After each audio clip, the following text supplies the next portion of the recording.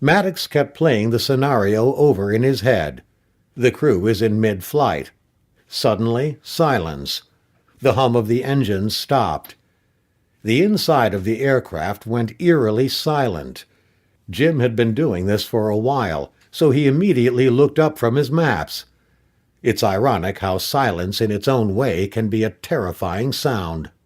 "Uh-oh, this can't be good," Jim thought to himself as he looked around the cockpit. "Holy shit! Engine out, gents!" Kirk yelled as he furiously poked and prodded the instrument panel in front of him.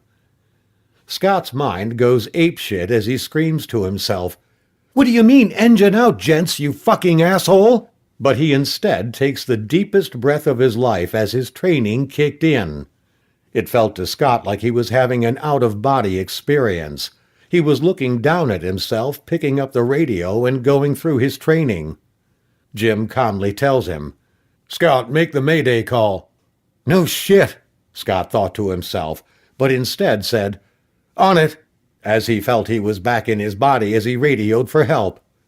"Mayday, Mayday! Top Dog, this is Rascal 905. Do you read me?" Top Dog was command center, their lifeline in the air.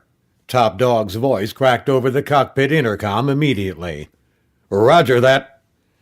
"Mayday, Mayday, engine out!" In between deep breaths to calm his nerves, he began to give out their coordinates. Scott glanced around the plane, amazed at the controlled panic of the crew as they tried to remain calm while letting their training take over, even as their plane plunged down from the sky into the Farallones de Cali, a mountain in the West Andes which hovers over the city of Cali.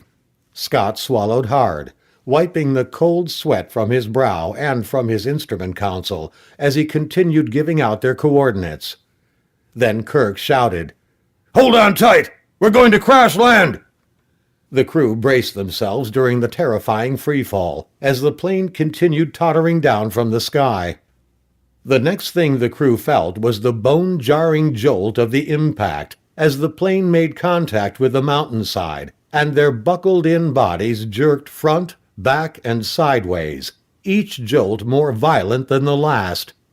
The crew was surprisingly quiet as they prepared for death, until the sound of tearing metal made them realize they were still alive as the plane skidded down the mountainside into the thick jungle.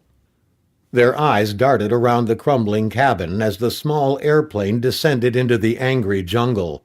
Rays of sunlight began to seep through the cracked fuselage until there was a burst of blinding sunlight and flying debris as the cracks gave way and entire chunks of the plane began to be tossed into the air and torn apart, leaving a trail of mangled debris littered down the mountainside.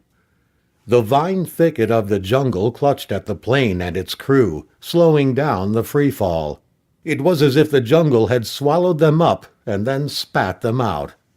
The slide continued to slow down from its frantic pace, and then suddenly it just stopped. Once again silence fell over the mangled airplane. What was left of the plane had come to a complete halt, with its battered crew inside. "Holy shit!" was all Scott could say as he began to realize he'd survived a plane crash. Then he heard Jim asking, "Everyone okay?" All eyes turned towards Kirk, the pilot who had somehow managed to find enough of a clearing to crash land and save their lives. The cockpit was covered with a glistening red mist. Kirk was strapped into the pilot's seat. He was moving, but groaning, as blood dripped from a deep gash in his forehead. It was Kirk's blood that had splattered the cockpit and its cracked windshield.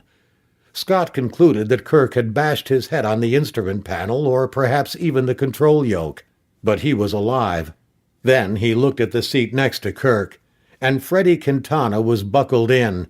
He was still and quiet, his head slumped forward, way too much. Scott called out to him, "Freddie?" No answer. No moaning or grunting coming from Freddie. Scott unbuckled his seatbelt and maneuvered himself in pain over to Freddie to check on him, while Jim called out for Manny, who replied back, "I'm good. Get the weapons! Get the weapons!" Jim looked down at the weapons bag. He grabbed a pistol out of it, then a few other items, as he realized they needed to get out of the plane, fearing it could explode or continue to slide down the mountainside. "I have the weapons. You get Kirk and Freddie. We need to get out of here now," Jim said. Scott grabbed Freddie by the shoulder, and his head moved like there was no neck.